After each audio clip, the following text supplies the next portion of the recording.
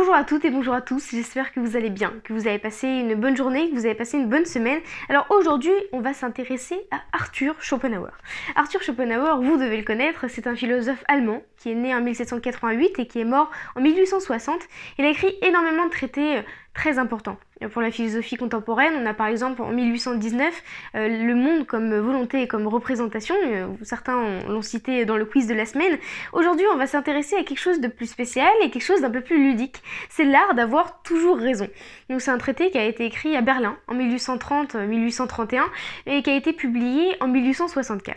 Alors quand je l'ai vu dans une librairie, ça m'a d'abord amusé parce que je me suis dit bah, c'est génial, ça y est, je vais avoir toutes les clés pour dans une discussion avec une autre personne avoir forcément raison, avoir toujours avoir le fin mot de la discussion. C'est pas forcément dans ce sens-là, mais c'est plutôt essayer de comprendre une certaine dialectique du dialogue, du débat. Et ça a une résonance actuelle. Je voulais aussi, ça faisait longtemps que j'avais pas présenté un ouvrage philosophique, mais ça a surtout une résonance actuelle, avec les débats pour les élections présidentielles qui vont pas du tout tarder à arriver. Et on regarde tous ces débats des candidats aux élections présidentielles à la télévision et on se rend compte qu'en fait il y a beaucoup de stratagèmes qui sont utilisés. Des stratagèmes pour essayer de convaincre les téléspectateurs, pour essayer de tourner le dialogue, le débat à son avantage, essayer de désarçonner l'autre. Et en fait quand on lit ce traité, donc il y a 38 stratagèmes qui sont présentés par Arthur Schopenhauer pour essayer de comprendre comment essayer de prendre l'avantage sur l'autre, et c'est pas forcément dans le but d'avoir toujours raison ou d'être le meilleur, mais c'est surtout essayer de comprendre de quelle manière est-ce qu'on peut manier les mots, les émotions, son discours à son avantage. Et donc c'est un traité qui est extrêmement intéressant, que j'ai trouvé assez drôle dans un premier temps, et puis qui a surtout une résonance très actuelle. Donc c'est extrêmement intéressant, et puis il n'y a pas forcément que les 38 stratagèmes dans cet ouvrage, il y a aussi une réflexion sur la dialectique de Schopenhauer, sur une vision plus générale de ce philosophe qui est très intéressante dans cet ouvrage. Et puis, si jamais Arthur Schopenhauer vous intéresse, si jamais vous avez déjà lu ce traité et vous cherchez autre chose à lire, alors il y a aussi l'essai sur le libre arbitre, c'est quelque chose que j'ai lu il y a assez longtemps, mais qui m'avait beaucoup plu. On a souvent prêté des intentions à Arthur Schopenhauer très pessimiste, une vision très noire du monde.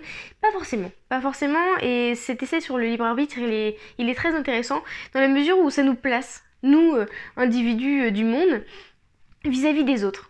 Essayer de prendre sa liberté vis-à-vis de soi, vis-à-vis du monde, vis-à-vis de la société. Et donc ça c'est un peu plus ludique, et puis ça j'ai envie de dire que c'est un peu plus général. Donc si jamais vous vous intéressez à Arthur Schopenhauer, je vous conseille vraiment ces deux traités qui sont très intéressants. Et puis aussi une idée, alors Schopenhauer a énormément défendu l'idée que philosopher c'est s'étonner du commun. Et c'est cette idée aussi que j'ai envie de transmettre. Alors ça marche pour la philosophie, mais ça marche évidemment pour la littérature, avec ce socle commun aux deux disciplines.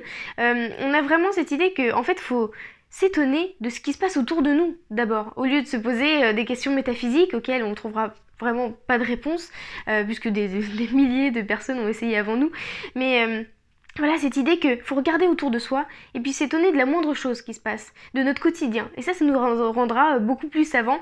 Ça rejoint aussi une idée, si jamais vous voulez approfondir cette idée, d'un livre de Georges Perec qui s'appelle L'Infraordinaire. J'en parlerai dans peu de temps parce que je voulais absolument découvrir tous les livres de Georges Perec, donc je vous en parlerai régulièrement. Et donc voilà, c'est cette idée qu'il faut s'étonner du commun. Je vous laisse réfléchir à propos de ça. Et donc je vous conseille ces deux ouvrages. Alors c'est L'Art d'avoir toujours raison d'Arthur Schopenhauer, paru en 1864, et l'essai sur le libre arbitre si jamais vous voulez approfondir et découvrir un peu plus généralement la philosophie d'Arthur Schopenhauer. Puis nous on se dit à très bientôt pour de nouvelles découvertes littéraires. À bientôt, au revoir.